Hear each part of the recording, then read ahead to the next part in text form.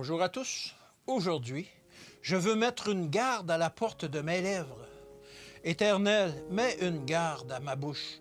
Veille sur la porte de mes lèvres. Psaume 141, verset 3.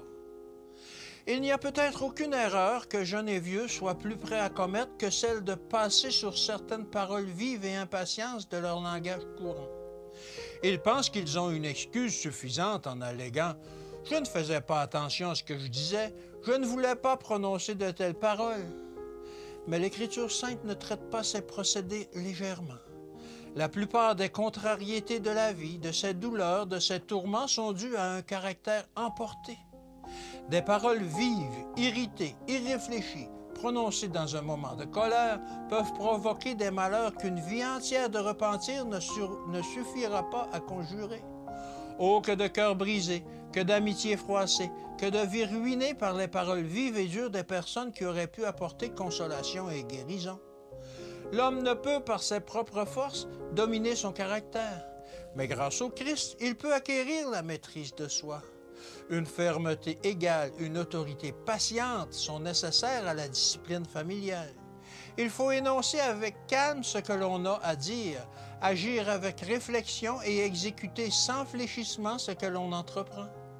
Ne laissez pas les rides plisser votre front, ni les paroles blessantes s'échapper de vos lèvres.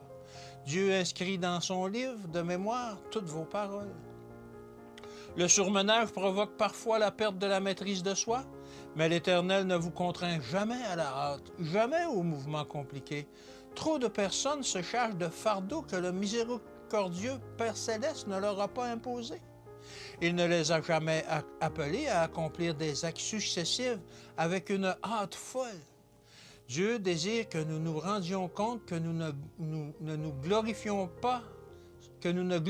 pas son nom lorsque nous nous chargeons de trop nombreux fardeaux, car il nous surmène.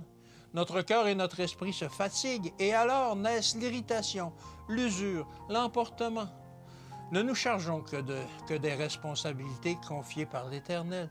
Plaçons en lui notre espérance, et nous garderons ainsi nos cœurs purs, tendres et aimants. Que Dieu vous bénisse et qu'il vous garde aujourd'hui et à demain.